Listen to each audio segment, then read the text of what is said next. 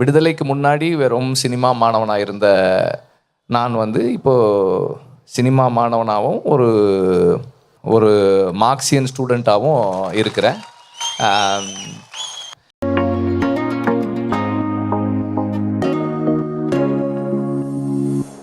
ஒரு அற்புதமான திரை அனுபவம், அதை பற்றி ஒரு 2 வார்த்தை சொல்லி முடிக்கலாம். இல்லை, எனக்கு வந்து விடுதலை வந்து 45 வருஷம் நான் ஸ்கூலில் படித்தது, அப்பா அம்மா சொல்லி கொடுத்தது, காலேஜில் படித்தது, பாலுமகேந்திரா சார்கிட்ட படித்தது, சமூகத்திலேருந்து படித்ததை விட இந்த 4 இயர்ஸில் வந்து எனக்கு நிறைய கற்றுக் கொடுத்துச்சு.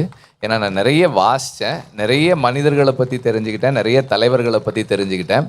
அண்டு அந்த படம் பண்ணுறதுக்கான மிகப்பெரிய மோட்டிவேஷனாக எனக்கு இருந்தது என்னென்னா, நமக்கு தெரிஞ்சது வந்து மேடையை அலங்கரிக்கிற, அலங்காரமாக பேசக்கூடிய,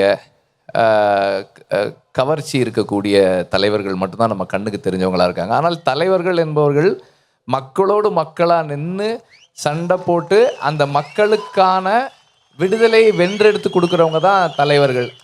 அந்த தலைவர்களை நமக்கு தெரியவே இல்லை. அது மாதிரி ஒரு ஒரு ஆயிரக்கணக்கான தலைவர்கள் நமக்கு இருக்காங்க, இங்கேயே இருக்காங்க. ஒவ்வொரு ஊர்லேயும் ஒவ்வொரு தெருவுலையும் ஒரு தலைவர். அவர் ஒரு மக்களுக்கான ஒரு பிரச்சனைனா முன்னாடி போய் நிற்கிறாரு, அடுத்த தலைமுறையை உருவாக்குறாரு. அடுத்த தலைமுறையும் ஒரு பிரச்சனைனா போய் நின்று முன்னாடி நின்று கேள்வி கேட்குறதுக்கு போகிறாங்க.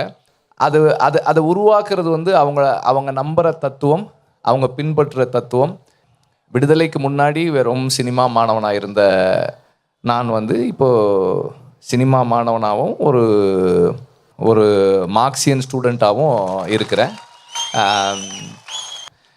எந்த ஒரு சமூக அமைப்பும் மார்க்சியன் பிரின்சிபிள்ஸ் மேலே கட்டமைக்கப்படலைன்னா ஏதோ ஒரு கட்டத்தில் மக்களுக்கு எதிர்நிலைகளை போய் நின்றுடுன்றது என்னுடைய நம்பிக்கையாக இருக்குது, என்னுடைய புரிதலாக இருக்குது. ஸோ இதெல்லாம் வந்து நான் நிற்கிறது வந்து எனக்கு ஒரு பெரிய மரியாதையாக நான் ஃபீல் பண்ணுறேன்.